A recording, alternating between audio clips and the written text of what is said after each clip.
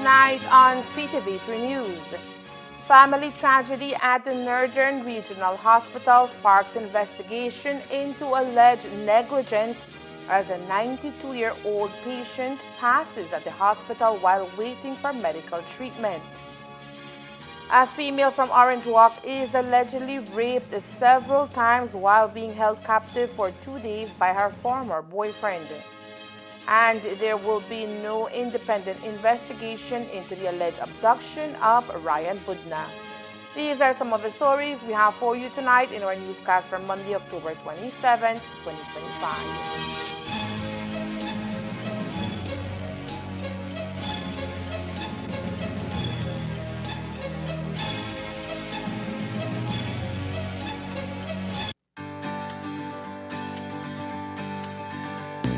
Looking for quality, tasty, and easy to prepare meals?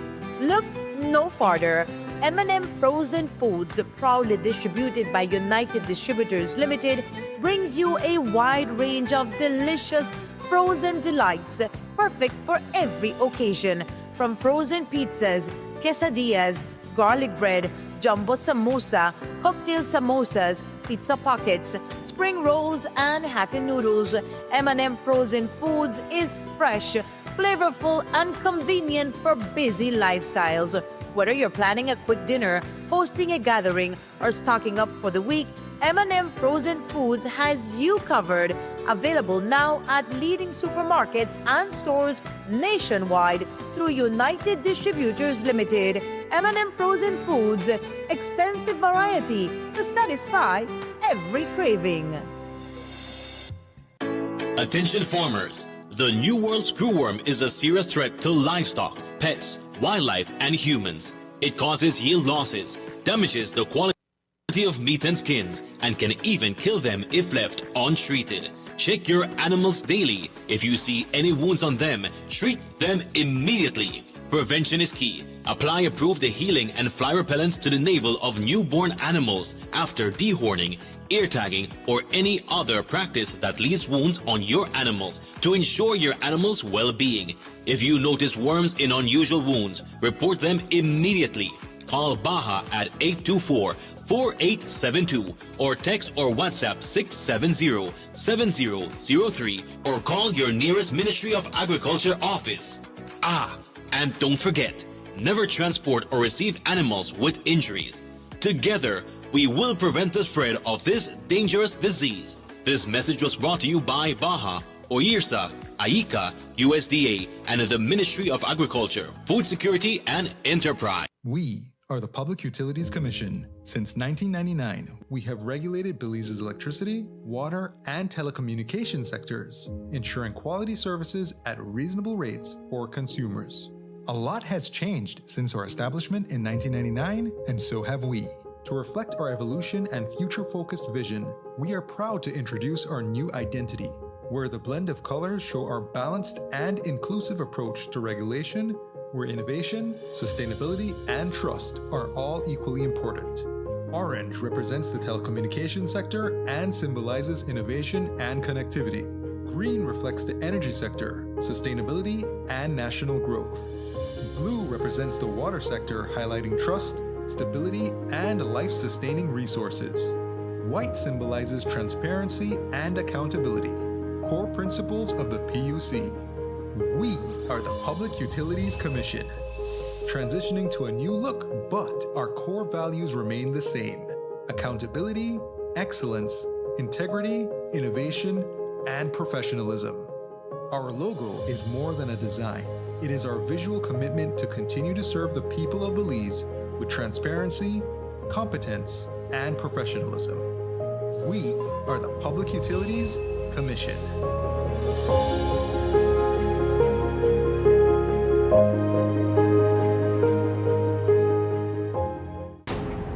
Your government is taking back ownership of our hydro dams and power generation plants, and all shares held in BEL by the foreign-owned Fortis. Belizean assets in the hands of Belizeans.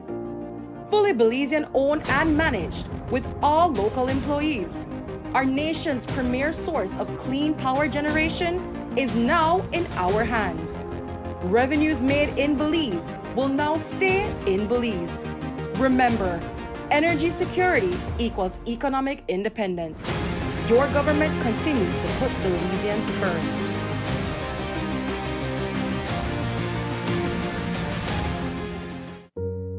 35-year-old Angelita Megania and her 6-year-old son, Tishan Godoy, were mercilessly set on fire by Megania's ex-common-law husband, who is also Tishan's father. On Saturday evening, a woman was found dead, stuffed in a garbage barrel here in the city. Police are looking into the tragic murder of a woman in Concepcion village. They suspect that 36-year-old Wendy Mendez might have been caught in a domestic dispute, especially since she was gravely injured in a chopping incident back in 2022 that nearly took her life. On Saturday afternoon, one mother's nightmares became a terrible reality when she found her daughter's body on the bedroom floor. 26-year-old Kira Gentle had been at home when she was reportedly shot by her ex-boyfriend Harrison Arnold. Violence is not love.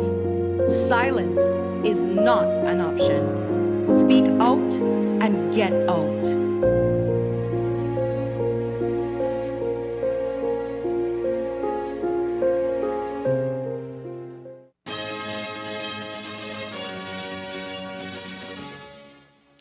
Good evening. With your news also simulcast on Feast FM 106.7. I am Joanna Rodriguez. A family's heartbreaking experience at the Northern Regional Hospital has prompted a major internal investigation by the Ministry of Health and Wellness to determine whether negligence or improper procedures led to the death of an elderly patient over the weekend. According to a report made by the patient's family, 92-year-old Eusebio Espinosa Sr. has been rushed to the hospital around 5:45 p.m. on Saturday after experiencing severe pain. The family says that despite the hospital's sign indicating that elderly patients are to be given priority, their father was made to wait outside for more than an hour after being triaged. In an online post, the patient's son described repeated pleas for help, claiming that he checked with emergency staff several times, but he was told to wait outside. He said it wasn't until his girlfriend ran inside and shouted that the elderly man was no longer breathing that staff rushed to assist. The son expressed deep frustration with the handling of the situation, stating that the family believed their father's condition was not taken seriously and that the cause of death listed on the certificate did not reflect his true medical history.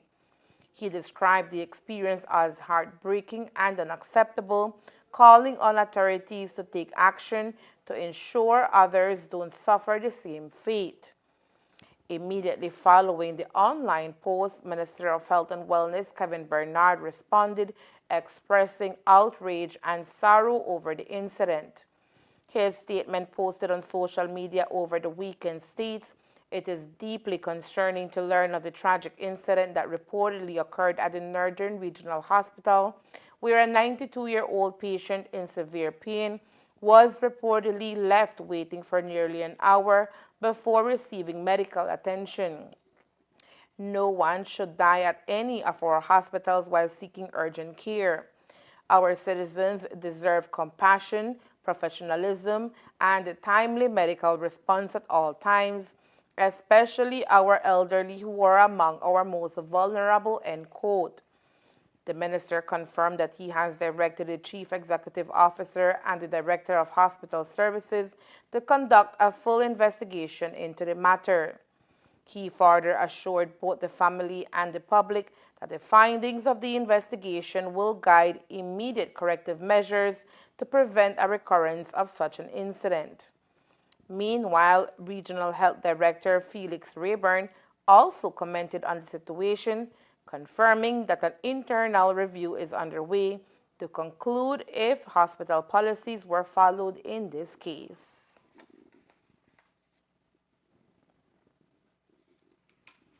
We definitely want to express our condolences to the family and we did contact the family and verified their concern.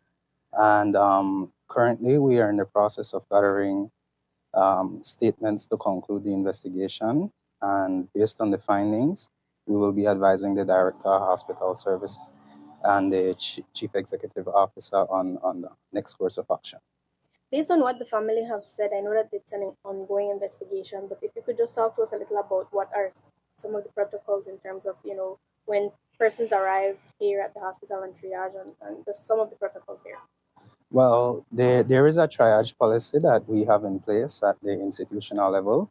And so far, we assess the patient, we do our initial assessment, and based on the state that the patient arrived at the emergency, we then classify them into the 3 different categories.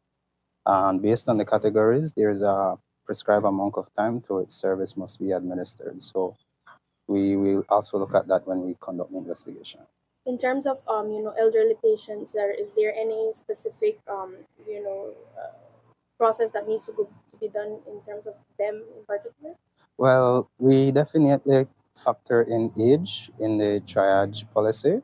So there is a specific classification for those elderly people. If based on preliminary investigations, in terms of what they're claiming 1 hour wait, is that something that would be normal with them, with the cases in this that you were saying, hard to breathe? And Well, again, I wouldn't want to comment that much on that issue right now. The ministry says it will release further information once the investigation concludes. A female resident of the Orange Walk district has come forward to report a serious case of sexual assault and abuse involving her former boyfriend, a 19-year-old of Orange Walk town.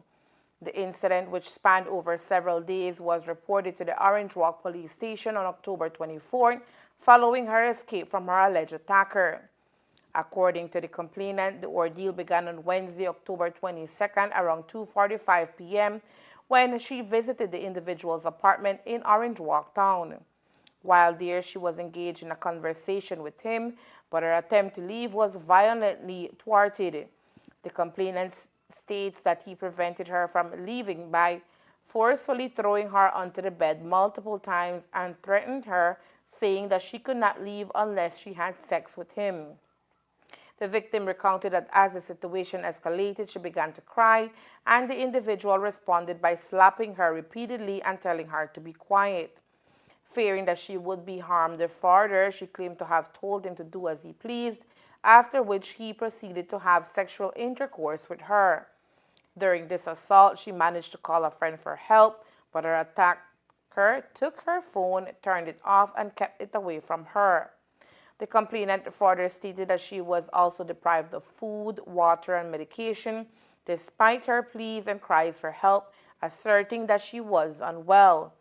She told cops that she attempted to escape on October 23rd in the afternoon, managing only to reach the door of the apartment before the individual dragged her back inside.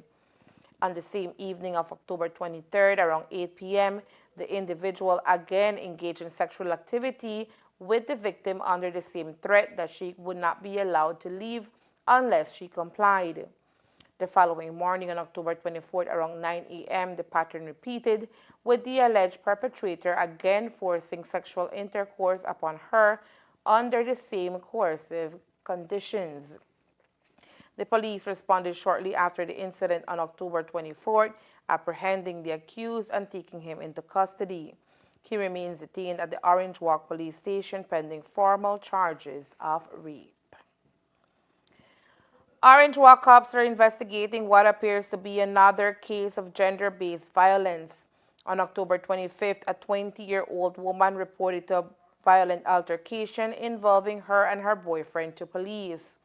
According to her account, around 12:30 a.m., she was at her 16-year-old boyfriend's residence with her 1-year and 6-month-old son when he suddenly began to chase her from the residence. As she informed him that she could not leave since the taxi she had arrived in had already left the area, the individual reportedly began to kick her off the bed and pushed her. The situation escalated when he punched her twice in the neck, causing her pain. As the female defended herself with punches, the individual kicked her multiple times, also kicking the baby. The 16-year-old is also being accused of pressing the baby's head with his right foot before moving him to a sofa. After the physical confrontation between the couple continued, during which time the female was pushed onto the ground, stamped on her right foot, causing pain, choked by her alleged attacker, and her head was slammed against the edge of the sofa. The female managed to retrieve her baby amid the chaos and left the residence. Medical personnel from the Northern Regional Hospital classified the female's injuries as harm and her son's injuries as grievous harm.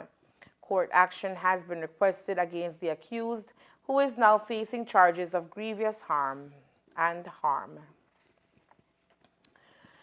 As we continue to report on cases of abuse against women, in a stern and heartfelt statement, the Special Envoy for the Development of Families and Children, Her Excellency Rosana Briceño, a few days ago condemned the tragic murder of Angelita Magana and her two children, Tishan and Shadia. The incident unfolded in their home in San Felipe Village, where Angelita's ex-partner, Francisco Godoy, allegedly set fire to the residence. Godoy later succumbed to injuries sustained during the incident while receiving treatment at the KHMH hospital. The statement called for urgent reforms, including a comprehensive review of bail procedures in domestic violence cases, along with stricter enforcement of restraining orders and victim protection measures. In her statement, Briceño criticized the Belize Police Department and the justice system for their inability to act decisively, especially after repeated warnings and signs of danger. Briceño underscored that when an abuser is granted bail despite a record of violence and victims' pleas are ignored or delayed, the entire system becomes complicit in the tragedy. This failure cannot be allowed to continue, she concluded, calling on authorities to take meaningful action to prevent future violence and protect vulnerable families. Today, when the Prime Minister was asked to comment on the statements made by his wife, he admitted that there are systematic failures that must be addressed. She's a very independent-minded person, and she's very passionate about the work that she does. And she always reminds me, you don't pay me, so you can't fire me, so if I see something wrong, I'm going to call it out. And her concern has always been that in many instances, the police do not respond the way they should. They turn back, especially these women. And there's enough blame to go around for everyone. And she was not blaming only the police, because she even said, without calling out Minister Garcia, which I don't think it'd be fair to call her out. She just took over the helm of that ministry. But saying that the ministry also of human development also have a lot more to do. For instance, we have to ensure, and she had said she had provided a lot of training to police officers to sensitize them about the challenges that these women face during these times. At the same time, I think it's important also for us to be able to, for the public to understand that we can't accept blame, and that we have said that we have to find ways how we can do more to protect these women, especially during these times when they're being abused by their. Gucci Wu, a 63-year-old businessman from Belize Curacao Road in Orange Walk, reported to police that at around 10 p.m. on October 24th, an unidentified male individual arrived at the store. The man, described as having fair skin and standing approximately 5 feet 6 inches tall, was dressed in a white and blue shirt, complemented by a blue cap. He proceeded to play a gambling machine located inside the establishment, wagering about $100 Belize dollars. During his session, the man became agitated and, in a fit of anger, struck the machine, causing damage to the device valued at $15,000.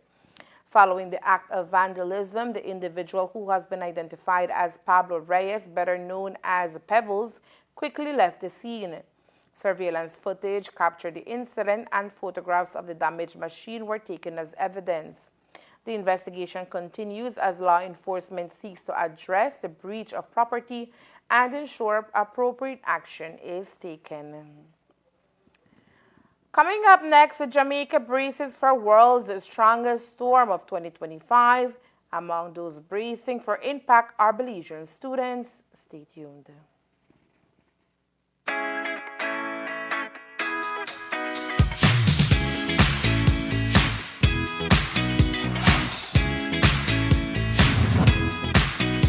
Bolido has been a part of the fabric of Belizean society. It's part of Belizean culture. And now, under new management and ownership by the government of Belize, it is contributing significantly to national development. Belize Government Lotteries Limited is proud to officially launch the FIWI Bolido app, now available for download from the Apple Play Store and Google Play. This launch is a revolutionary step in making Belize's favorite games more accessible than ever before. The innovative mobile platform will allow players to purchase Bolido, Ordinary Lottery, and Jackpot Lottery directly from their smartphones, giving players the freedom to play and win from anywhere in Belize.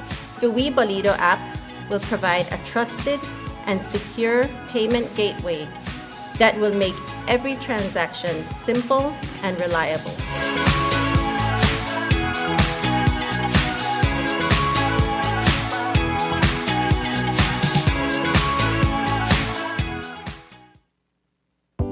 Shop smart for your Samsung devices in Belize and enjoy benefits you won't get anywhere else. When you shop locally for your Samsung, all your devices will be covered by a 1-year local warranty. You won't get that when shopping with the other guys. When in doubt, always look for the Cellular World seal to know you're getting the real deal. Shop with confidence and enjoy your Galaxy knowing that it can be repaired locally at our Samsung Service Center by certified Samsung technicians using original parts and machinery. Even better, enjoy the best LTE experience in Belize, knowing that your Samsung devices are compatible with major local carrier networks. Get the ultimate Samsung Galaxy experience only when you shop from authorized Samsung resellers nationwide. Vacancy. 2 vacancies exist at Sugar City Medical Center. Nurse, full-time. Requirements: ability to manage patients pre- and post-surgery, at least 2 years of experience and bilingual. Pharmacist, full-time. Requirements: experience in a hospital ward setting, at least 1 year of experience and bilingual. If you are interested in joining our amazing team, send CV, recommendation letter, police record, and current license to sugarcitymedicalcenter@gmail.com. Deadline for applications October 31st, 2025. Hoy te vamos a contar un cuento basado en una historia real.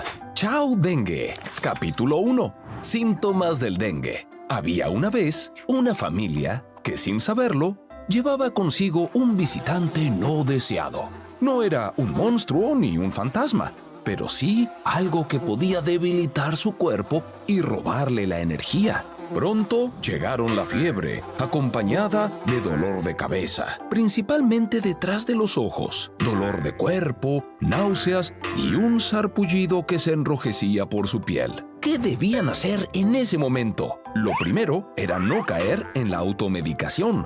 En la mente del padre resonaban las palabras de los expertos. La clave está en buscar ayuda temprana. Así que, sin dudarlo, se dirigió a la unidad de salud más cercana, donde le brindaron la atención necesaria. Pero la historia no termina ahí. Si alguien en su familia también enfrentaba la misma situación, era enviado a su hogar con una lista de recomendaciones para ser cuidado allí. El reposo se convertía en su mejor escudo y la hidratación en su arma más poderosa.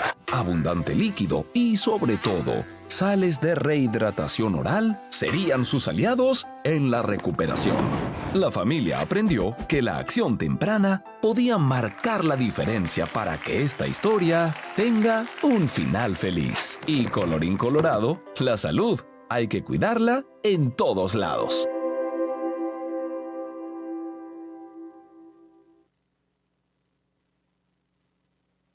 A fire incident on Custard Apple Street here in Orange Walk Town resulted in the complete destruction of a wooden structure. Upon arrival at the scene, firefighters and police officers observed a wooden building measuring approximately 20 by 20 feet, elevated about 4 feet off the ground, entirely consumed by flames. According to Guillermo Medina, a 54-year-old laborer residing at the residence, the fire originated while Fernando Searle, a 63-year-old retiree and resident of the same address, was taking a shower inside the structure. According to Medina, a fish coil which Searle had lit earlier was accidentally knocked over by a cat, igniting the fire. Medina was able to evacuate Searle from the burning building in time to prevent a further injury. Following the incident, police visited the National Referral Hospital, where they observed that Siri had sustained a first-degree burn on his back. The incident remains under investigation as authorities continue to assess the circumstances surrounding the blaze. Prime Minister John Briceño announced today that the investigation into the recent abduction of Ryan Budna will not be conducted as an independent inquiry, as previously indicated. Instead, the case will now fall under the jurisdiction of the Belize Police Department. Initially, government officials had indicated that an independent investigation would be launched to ensure transparency and impartiality in uncovering the truth behind the incident. However, in an interview this morning, the Prime Minister stated that police will be responsible for investigating the case moving forward.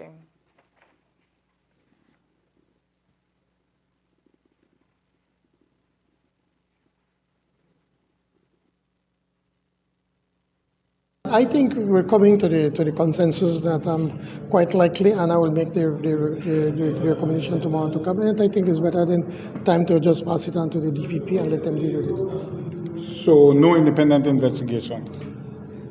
Did you hear what I just said? I did. Thank you. The DPP directs the police to go back and investigate. Well, then what do we need to do? So what do you want us to do? Bring the FBI? I mean. Sir, you all gave the semblance that you were going to do something more serious. No, I gave the semblance that once we get the report, the police report, then to see how best to move it. Now, the Attorney General has pointed out to us that there is no law that we could put a body to investigate. I think Jamaica has that law, and so maybe that's something that we have to take a look for maybe for the future. And so we pass down to somebody to review it, then what? And they say, well, what then? It still will have to end up to the EPP at some time, I believe. So it's something that we're considering right now. Honorable Tracy Tager-Panton, leader of the opposition, has strongly criticized Prime Minister John Briceño's decision to delegate the investigation of an alleged kidnapping of a Belizean citizen solely to the Director of Public Prosecutions, DPP. She described this move as no independent investigation and a betrayal of public trust. Justice demands independence. No one is above the law, Panton stated. She accused the government of engaging in damage control disguised as due process, emphasizing that the government cannot investigate itself and call it justice.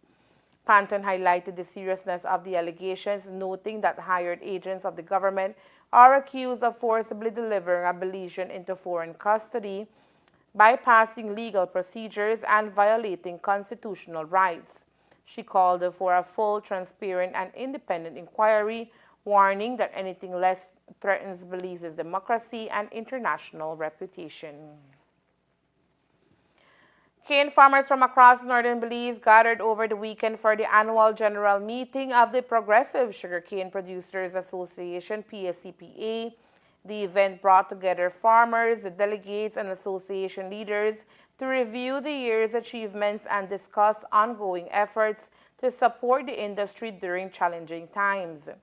The PSCPA, which represents hundreds of farmers in the north, remains the first and only cane farmers association to operate under a delegate system, a model designed to ensure greater efficiency and equal representation in decision-making. General Manager Cosme Hernandez explained that the system, which has been in place for more than a decade, allows every farmer's voice to be heard through elected delegates to bring forward the concerns and priorities of their groups.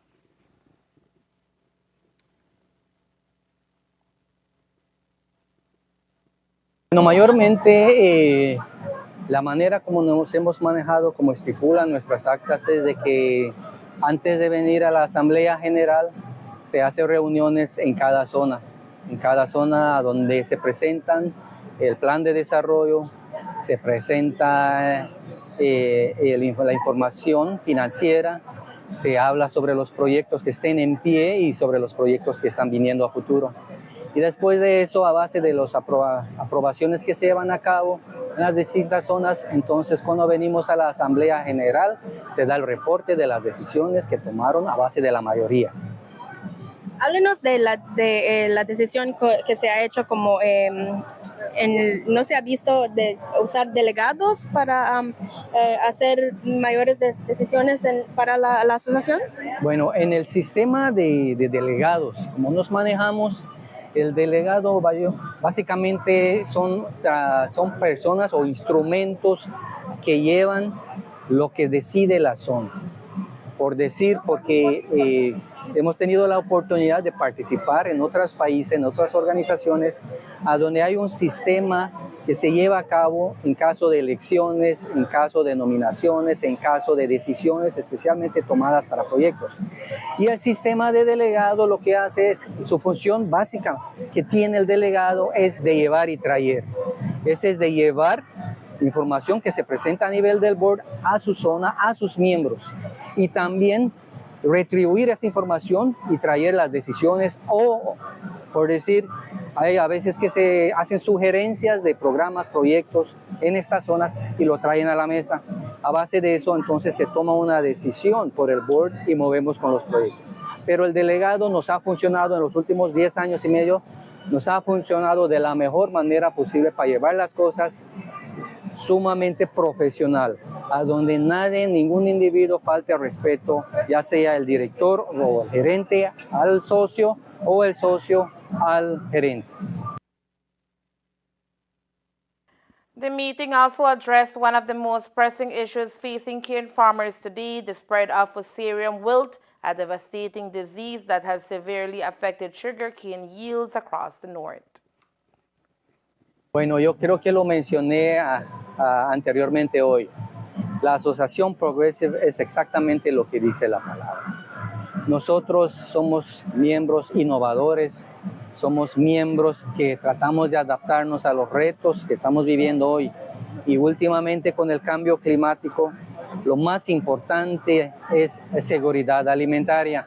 ¿Y qué indica eso?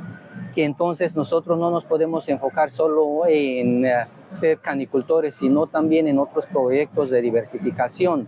Y por eso tenemos programas nosotros, que llevamos a cabo hoy con la gallina local. Tenemos programas a donde hemos dado capacitación, hemos dado, más que nada, hemos preparado a las mujeres, a los jóvenes en programas a donde seamos sostenibles con los tiempos que estamos pasando. Este año tenemos el reto de un hongo llamado Fusarium, que afortunadamente yo pudiera decir que Progressive no estaba preparado, pero por lo menos con el programa que llevamos a cabo, que hemos estado promoviendo probióticos y silicio desde hace 3 años, nuestros cañales de Progressive puedo decir que han demostrado ser un poquito más resistentes, resilientes al hongo que estamos llevando hoy a cabo. Al hongo que nos está afectando. Delegates from various communities also shared their perspective on the association's progress. Among them was Cindy Hernandez, a delegate representing the San 7 group, who expressed pride in the PSCPA's commitment to inclusivity. I believe that Progressive Cane Farmers Association is the only association that has a system, which we are so proud, because whenever we come to a meeting, our meetings are already discussed in the zone meetings that has been done for the past weeks, and with fair trade, that we have the quality of gender bias, we have the accountability, we have the transparency, and also we count that whenever we are ready to have a decision made, it's not only made by the directors. Instead, it includes all members, because we as delegates, we are the voice of the cane farmers. So in this, we conclude that we are the association that is here for the cane farmers, and we as women also have a representation in it. The annual meeting concluded with renewed optimism and unity among members as the PSCPA reaffirmed its commitment to supporting cane farmers through innovation, inclusivity, and resilience in the face of ongoing agricultural challenges. The Progressive Sugarcane Producers Association, PSCPA, used the occasion of its annual general meeting on Sunday not only to review the past year's progress, but also to mark two major milestones in its drive towards sustainable and climate-resilient agriculture. On the grounds of the meeting in San Luis Village here in Orange Walk District, the association officially inaugurated a solar irrigated 5-acre test plot as part of a Sustainable Innovation in Agriculture initiative. According to PSCPA General Manager Cosme Hernandez, the plot will serve as a research and demonstration site to test new, more climate-resilient cane varieties that can better withstand challenges such as drought and pests and diseases like Fusarium, which has severely affected farmers in recent years. Es bonito, sinceramente, es bonito porque he tenido la oportunidad de andar en otros países, como dije antes, y he visto lo que otros países están haciendo, especialmente como Colombia, lo avanzado que están. Y siempre ha sido mi ilusión y mi sueño de que Progressive sea una asociación a donde los productores se sientan que pertenecen, se sientan que están mejorando, que su calidad de vida ha mejorado, y no solo económicamente, como he dicho, sino espiritualmente, socialmente, cómo han mejorado como personas. Y hemos sido bendecidos por Dios que hoy en día tenemos el proyecto que está cerrando de irrigación con un sistema solar. Es un proyecto piloto con 5 acres de cañas, con variedades que deben de ser un poquito más resilientes, más resistentes a las plagas, enfermedades que estamos teniendo. Con orgullo puedo decir que Progressive ha terminado, estamos debajo de aquí de los paneles solares. Es una información que tenemos que dar seguimiento para ver, como productor, si yo invierto en un sistema de irrigación, ¿qué es mi retorno? ¿Vale la pena, sí o no? Entonces hay que darle el monitoreo a estos cañales que vemos aquí enfrente, y a base de eso, hacemos esta recomendación para los productores con variedades que son más resilientes a los cambios climáticos. The event also featured the official groundbreaking for another forward-looking initiative, the construction of a biofactory supported by Fair Trade International. The facility will focus on the production of a liquid biofertilizers, a move Hernandez says aligns perfectly with the PSCPA's mission to reduce dependency on costly imported fertilizers and promote environmentally friendly farming practices. Otro proyecto con orgullo también digo acabamos de conseguir una donación de Fair Trade International para hacer una biofábrica. ¿Qué es el propósito de la biofábrica? En pocas palabras, es hacer nuestros propios fertilizantes limpios o orgánicos para sostenibilidad del productor, que indica de que entonces ya no tenemos que aplicar la cantidad de fertilizante convencional que compramos con los distribuidores aquí del norte, sino que vamos a estar produciendo, que eso va a ir juntamente con que vamos a disminuir la cantidad de fertilizante convencional, ¿verdad? Y a la vez estamos, como organización, estamos llevando a cabo lo que pide uno de los criterios de comercio justo, que es que la pequeña organización debe de tomar acción en reducir químicos en sus productos. Básicamente es eso. Este proyecto está comenzando este mes de noviembre y debe de finalizar en 12 meses y primeramente Dios, o Dios mediante, este producto va a tener acceso el público en general para sus, no solo caña, para todos sus siembros, incluyéndome a las flores para las señoras. The two projects highlight PCPA's growing emphasis on sustainability, innovation, and self-reliance, key pillars as Belize's cane industry works to adapt to the twin challenges of climate change and disease management. As Hurricane Melissa intensifies and bears down on Jamaica, the Belizean government says it is actively engaged with authorities on the ground to safeguard the welfare of Belizean students in the island nation. Prime Minister John Bressende today confirmed that although students cannot be taken out of Jamaica, arrangements have been made to shelter about 70 of them during the storm. Speaking on the current situation, PM Bressende addressed concerns, confirming that accommodations have been secured for the Belizean students. I think that the conditions are really. I think the conditions are really different. The other Caribbean countries, they're neighbors. You know, a small little commuter plane like a Maya can just easily fly back and forth. Students. And some of us fine print, for instance, like Bahamas said, we are going to take you to Bahamas, but you have to find your way back. Ours is so much farther, so much more complicated. In many instances, you probably would have to fly to the United States. We do not have a fleet of planes that we could send. But more importantly, we have been reaching out to them, ensuring that they are safe. And the latest report that we've had is that all our students that have remained are safe. Many of them are staying in the home of the honorary consul. I think it's a Miss Otters.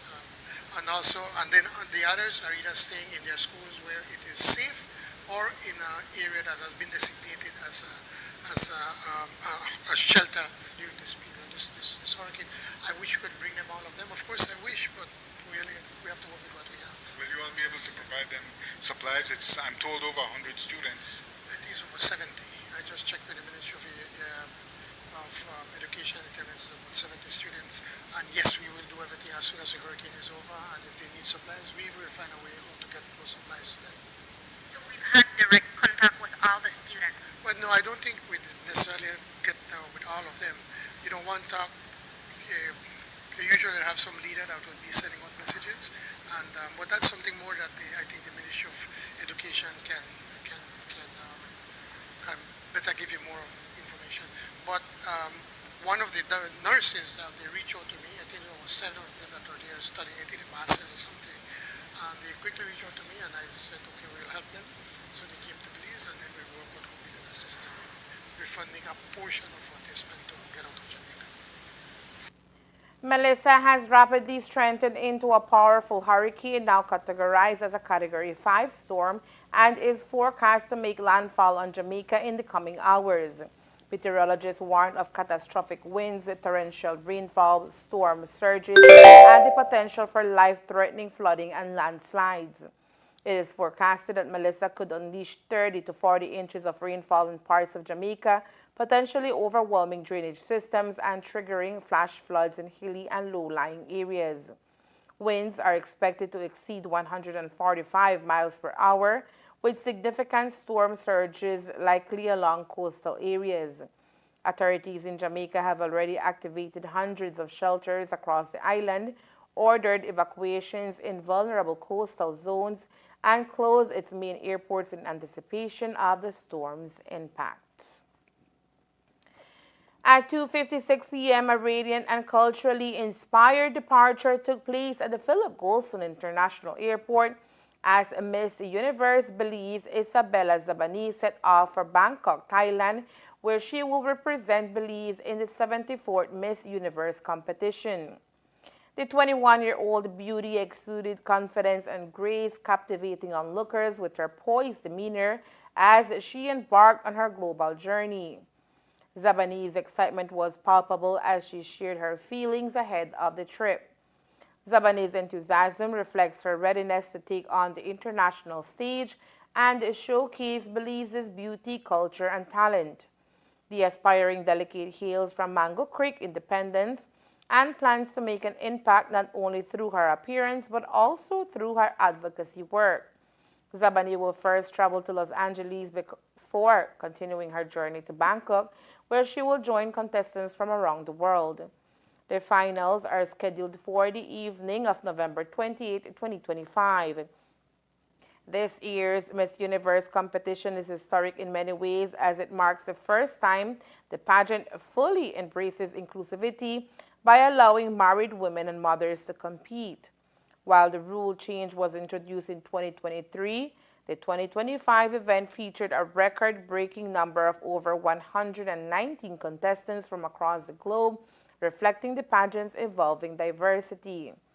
As Belize's representative prepares to make her mark on the international stage, the nation stands behind her, proud of her achievements and hopeful for her success in the upcoming competition.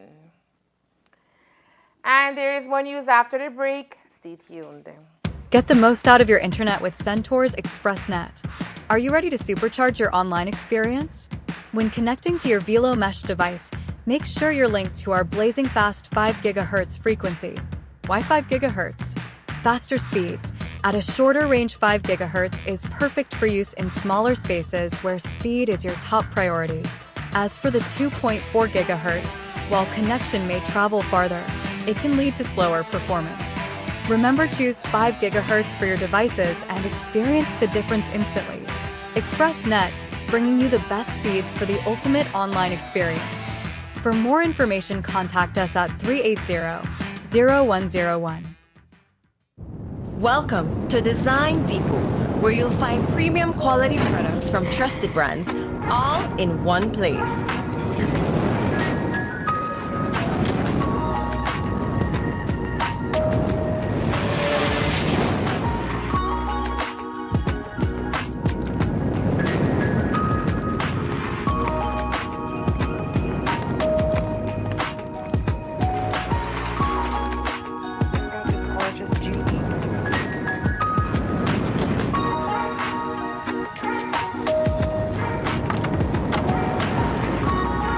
Visit us today for quality products, expert service, and the brands you trust.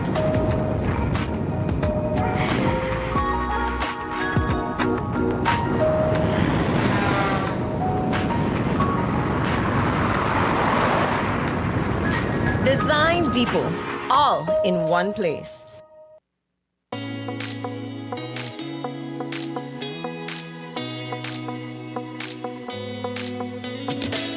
Oh man, one more scroll and my data is done.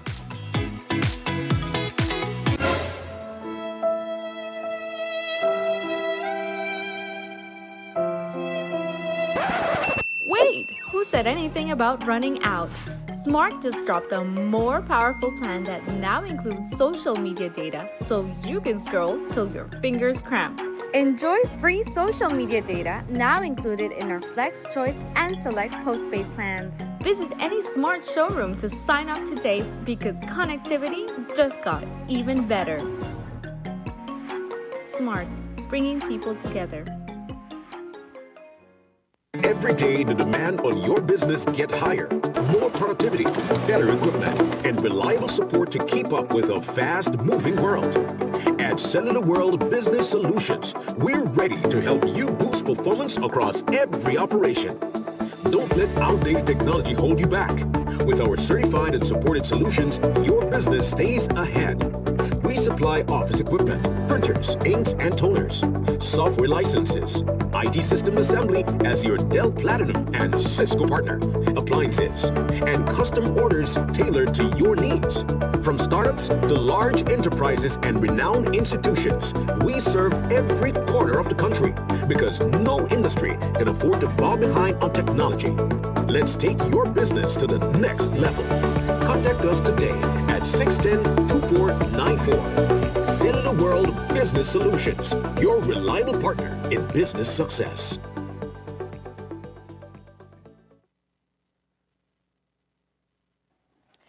The Office of the Prime Minister and the Ministry of Investment through the Investment Policy and Compliance Unit IPCU, in collaboration with the United Nations Industrial Development Organization UNIDO, on Friday, October 24, 2025, completed its Computer Model for Feasibility Analysis and Reporting COMFAR training in Belize. The objective of the COMFAR training course in Financial Analysis of Investment Project Scenarios was to equip government agencies with tools and methodologies for project appraisal and feasibility analysis to validate and support local and foreign investments. The initiative is funded by UNIDO through the project The Belize Industrial Strategy with Green and Blue Industrial Policies, which aims to assist Belize's economic development by guiding investments, promoting innovation, environmental sustainability, productivity, and fostering growth and diversification in strategic economic activities in Belize's priority sectors. The 17 participants in the training were technical officers from the Economic Development Council, the Ministry of Blue Economy and Marine Conservation, the Public-Private Partnership PPP, Unit Beltrade, the Ministry of Public Utilities, Energy and Logistics, the Statistical Institute of Belize, the Investment Policy and Compliance Unit IPCU, the Office of the UN Resident Coordinator, and the Ministry of Economic Transformation. Dr. Osmond Martinez, Minister of State in the Ministry of Economic Transformation, represented Belize as a panelist at the 7th Korea, Latin America, and the Caribbean LAC Business Summit, which focused on advancing economic cooperation through trade, investment, and innovation. Dr. Martinez emphasized strengthening Belize-Korea trade and investment ties, highlighting opportunities in public-private partnerships, MSME financing, and collaboration through the Inter-American Development Bank. He also presented Belize's development agenda and investment potential, noting the country's strategic position for regional trade and logistics. He added that while the planned new cargo port and the Tren Maya project, Belize is poised to become a key logistics hub linking the Pacific and Atlantic corridors across CARICOM and southern Mexico. And that's the news. We invite you to join us for another newscast on Tuesday, October 27th, here on Ctv3 News and Fiesta FM 106.7. Remember that to read a text version of the news, you can visit our website at ctv3belizenews.com. You can also log on to our Facebook page for current stories at facebook.com/ctv3belizenews or our YouTube channel at Ctv3 News BZ. From all of us here at Ctv3, thank you for watching and listening. Good night.